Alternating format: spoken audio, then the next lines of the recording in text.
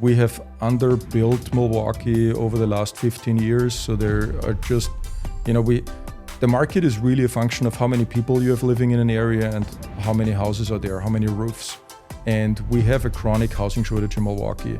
And you can see it in both rental statistics as well as sales statistics. Redfin brought out a report in February that Milwaukee was the housing market of all of the US with the biggest price increase in February of this year. So Milwaukee was the number one market ahead of East Coast, West Coast, and all the other boom markets. And when you look at rental statistics, it's kind of similar. Over the last 2 years, we have always occupied a spot in the top 5 markets of being most competitive for tenants. So it has actually been more difficult to rent an apartment or a house in Milwaukee than it has been, for example, in New York or in LA.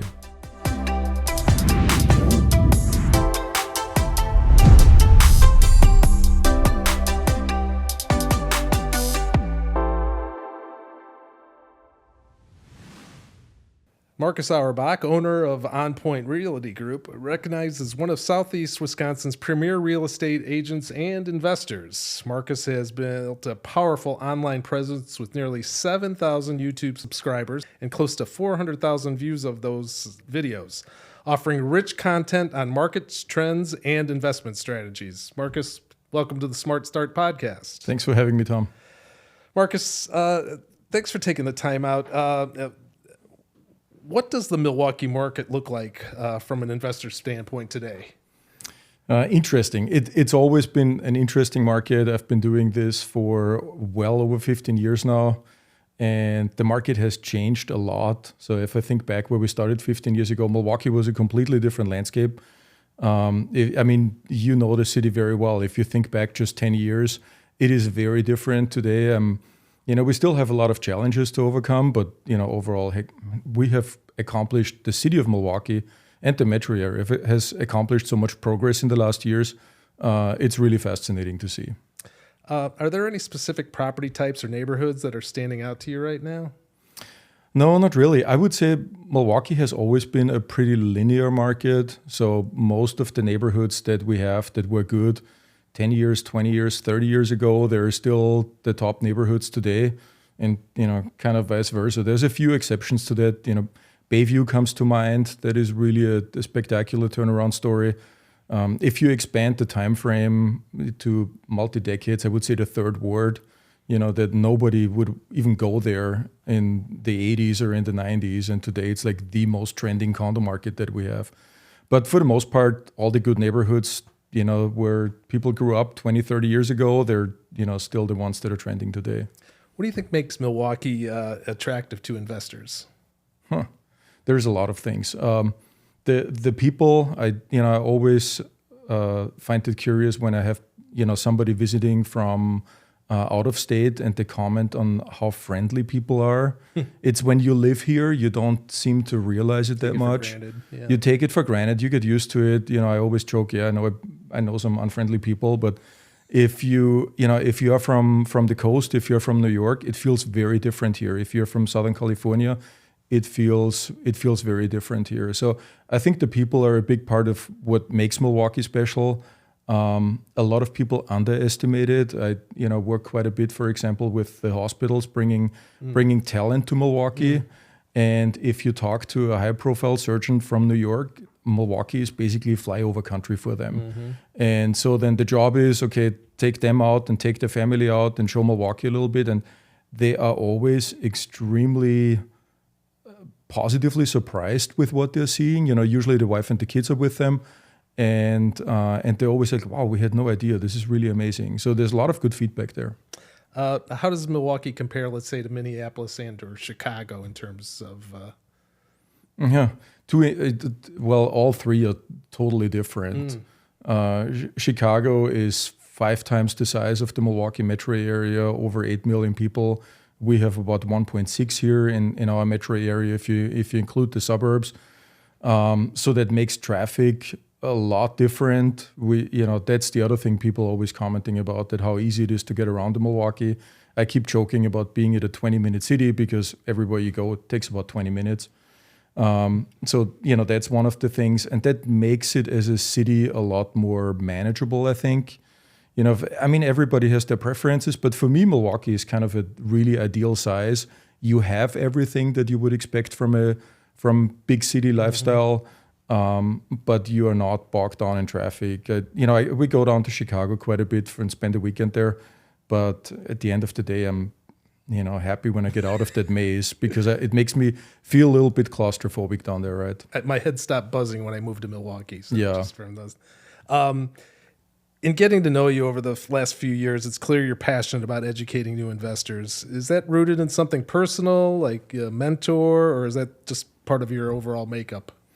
Interesting. I'm just excited about it. I always have been. And one of the things that are really rewarding is when you can share knowledge that you have acquired over years with young people that are just getting started. I bumped into things a few times along the road, and some people helped me out and, gave me a few hints and tips. And that, it sometimes doesn't take much. You just need a little bit of a guardrail, a little bit of a, hey, look this way and not that way. And, that's sometimes all you need. And it's very rewarding to pay it forward and help out people that are getting started. What's the most common misconception you see for young investors today? There are a bunch of them. I think the biggest one is probably that they think this is easy and fast.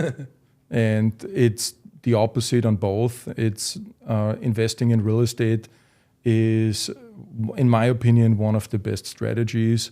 But you have to approach it with the necessary time frame in mind. If you're just thinking, okay, I'll do this so I can quit my job next year or the year after and live off passive income, you're in for a surprise because that's not going to happen. Can you talk a little bit about house hacking and how it can be a smart way to combine home ownership with investing? Yeah, so house hacking is, it became a buzzword, and house hacking is basically when you buy a house and you rent out a part of it. We're lucky in Milwaukee because we have 66,000 duplexes. No other city in the US has as many duplexes as we do. So in California, for example, they're house hacking single-family homes by renting out rooms, which is, of course, a lot more personal when you have somebody in your living space. The Germans were the original house hackers here in the 1920s because the duplexes, the old-style 1920s duplexes, were actually built specifically for that purpose. So they were meant to rent out the upstairs to somebody else and make income. And I think for somebody who is young and getting started, just eliminating rent from your monthly living expenses will just put you so much ahead of your peers.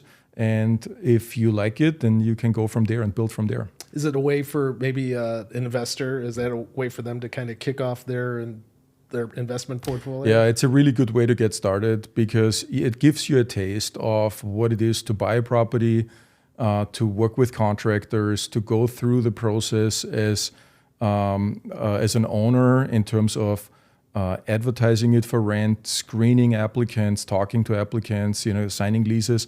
So there's a whole learning curve there, and you do that in a very limited, controlled environment. Nobody ever went broke over a duplex. So it gives you a chance to try it in a very safe environment, and if you like it and it works, then after a year or two, you can maybe buy another one and keep on going from there and build a portfolio if you want to. Yeah, as a banker, one of the things we run into quite a bit are people that are just not financially ready. They come to us as capital partners, not necessarily as somebody to lend their money. What's your advice for somebody who wants to start investing but isn't quite ready for it? You have to get yourself in order first. That is always the first step. People with a really bad credit score and bad finances are thinking that real estate can fix their life. They're not realizing you have to fix yourself first before you can go into real estate. Otherwise, real estate is just going to amplify your problems.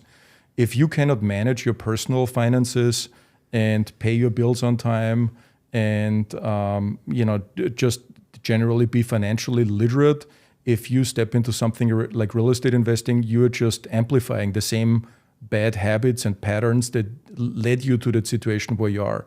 So you got to work on yourself first, fix that, and then you're ready to embark to bigger things.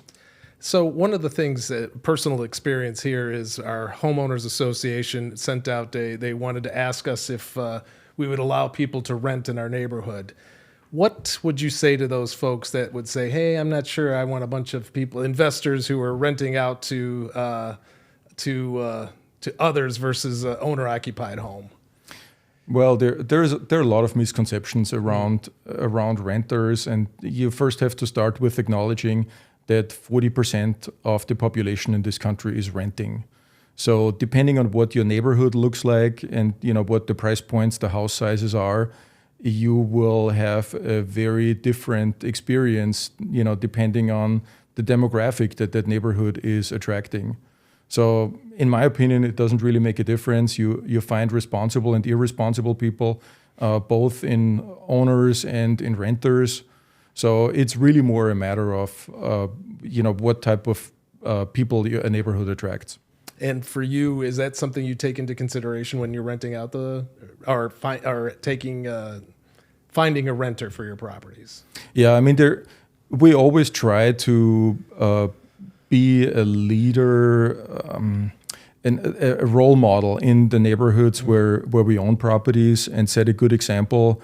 So I want to be the opposite of, the neighborhood saying, "Oh, this is a rental property," with the usual negative misconceptions that come with it.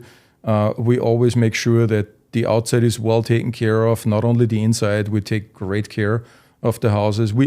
One thing that I've learned over the last 15 years is that if your renters are going to be as good as the property that you're renting out. So there's always going to be a match there. If you rent out a very nice property, you are going to attract very nice tenants, and they will behave in a very positive way.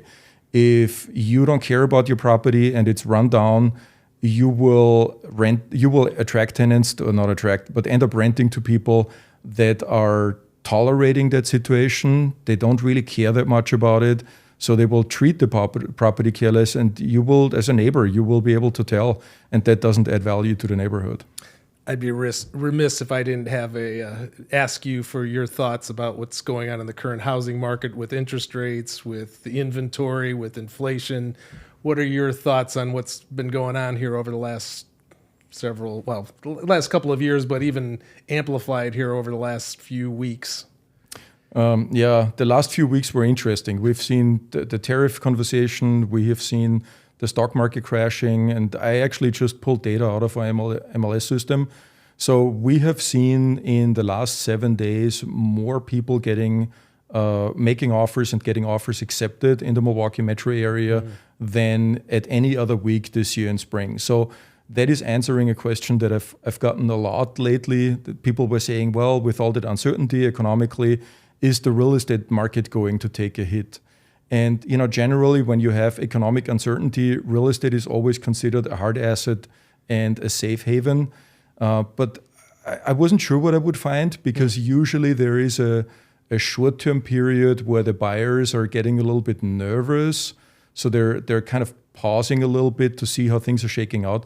You know it as well from the mortgage rates. If interest rates are stepping up quite a bit, then the market kind of slows down for a few weeks. Then everybody gets used to it. Okay, this is what it is now. And then things are coming back into normal. So I would have expected something similar in the last weeks with the stock market crashing. But in fact, the data is showing that, if anything, there are more people making offers right now in houses than before. Interesting. So inventory-wise, what are you seeing out there from in the Milwaukee area or even in the outlying areas? Yeah, not enough. We're doing better in the suburbs because we at least have a little bit of new construction. We have underbuilt Milwaukee over the last 15 years. So there are just, the market is really a function of how many people you have living in an area and how many houses are there, how many roofs. And we have a chronic housing shortage in Milwaukee. And you can see it in both rental statistics as well as sales statistics. Redfin brought out a report in February that Milwaukee was the housing market of all of the US with the biggest price increase in February of this year. So Milwaukee was the number one market, ahead of East Coast, West Coast, and all the other boom markets. And when you look at rental statistics, it's kind of similar. Over the last 2 years, we have always occupied a spot in the top 5 markets of being most competitive for tenants. So it has actually been more difficult to rent an apartment or a house in Milwaukee than it has been, for example, in New York or in LA. Interesting. So you've built a strong following with your online content. Where can viewers find more of your insights, and how can they get in touch with you and your team?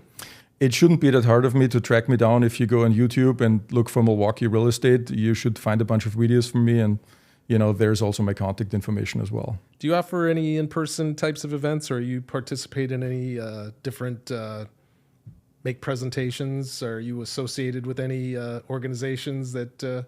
Yeah, I've as an investor, I volunteer at the RPA, the Rental Property Association, and that is a local organization that's been around for 51 years now, advocating for a healthy industry. That lines up really well with my beliefs that renting should really be, it should be a win-win situation. Like it's like owning a grocery store. Of course it is a for-profit business, but if you run a grocery store, you also serve a community. You have a role there in providing good and healthy and nutritious food to your community locally. And I think real estate investing should be kind of the same thing. What's the best first step? Maybe joining the RPA, even if you might not be an investor. Does it make sense for somebody to attend some of their?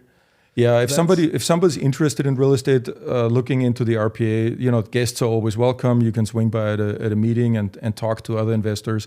When I got started, it was just so refreshing for me to just be in a place where other people are doing what I wanted to be doing, because I wasn't entirely sure. I only read books about it, and I wasn't entirely sure if that is happening in the real world. So being in a room full of people of saying, yeah, I'm sure I'm doing this for 10 years now, and it makes you realize this is a possibility.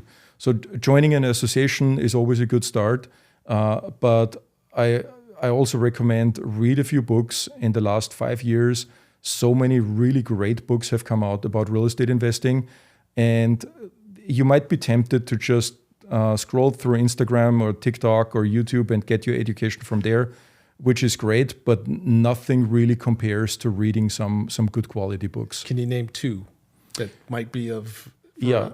I would start with Investing in Real Estate by Brandon Turner. And the reason I say that is because it is not a philosophy book. It is really a nuts and bolts book, like step by step by step. It's complete blueprint. Brandon Turner is extremely level-headed, so you can just follow his advice and will be good. There are so many other good books. There, you have literature on flipping, you have on buy and hold investing. The book that got me started personally, like probably another 80% of people who ever got started in real estate, is Rich Dad Poor Dad. I read that, and while it doesn't tell you how to do it, it just opens your eyes to that whole world that exists outside of a W-2 job. Yeah, well, and that kind of leads to your experience prior to, because you're an engineer by trade. I am, yeah. And what made you make that decision? Were you just did you just see this as was it just picking up a book and seeing I can do this, or did you kind of, I guess, lean into, kept your day job and then kind of led into the real estate before it really took off? Yeah, I kept my day job for 7 or 8 years. My company at the time asked me to relocate from Europe. That's how I actually came to the US. And when I came here, I found out that you don't get a pension in the US. So, for everybody here, this is normal. For me, this was a novel concept. So I'm like, what the heck is a 401k, and why does it not have a name? So I started learning all these things, and I was interested in finding an alternative because I didn't want to be dependent solely on the stock market. And so I came across that book, Rich Dad Poor Dad, that got me interested in real estate. I eventually ended up buying a duplex, sitting at the closing table, wondering if this is probably the biggest mistake I would make in my life. And, fortunately, knock on wood, it turned out okay. And a year later, I was like, I was never planning on buying a second one, but I guess I could. Did you buy it just as an investment property, or did you occupy it? Did you house hack it? No, it was an investment property. Okay. What role does mindset play in getting started before the money's there?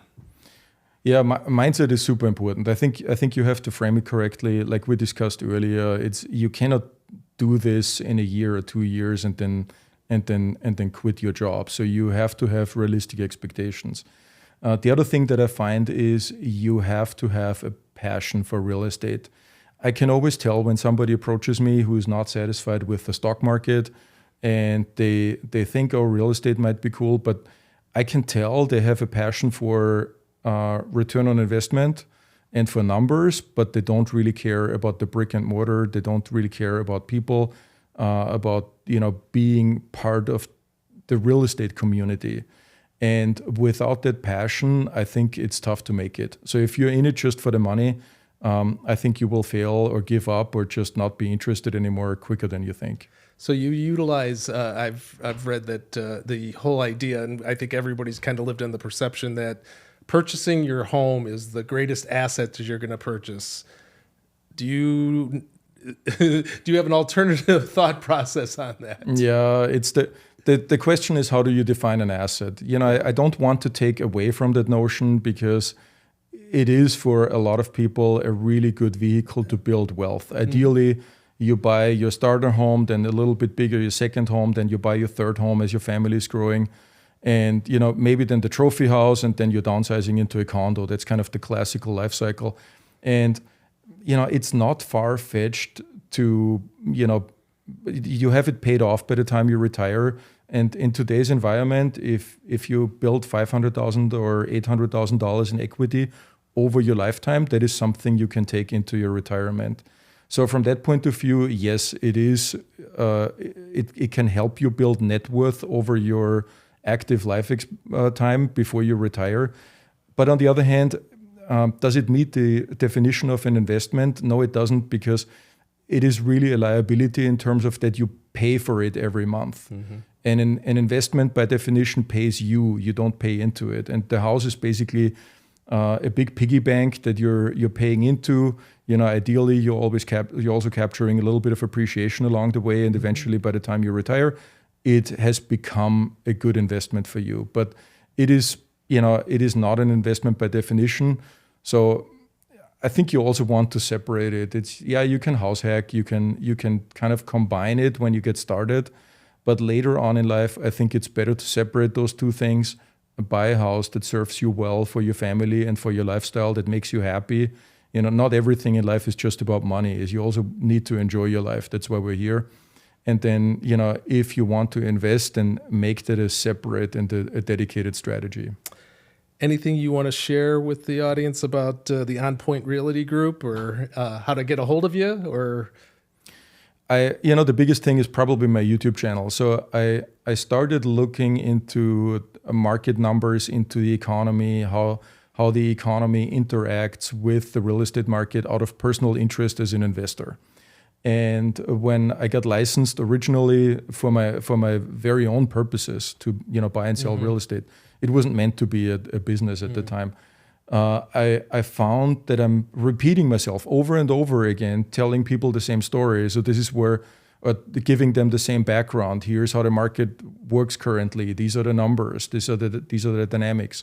So out of repeating myself all the time, I came up with the idea of, I could actually record that. It was a joke in the beginning. And this is basically how the YouTube channel began.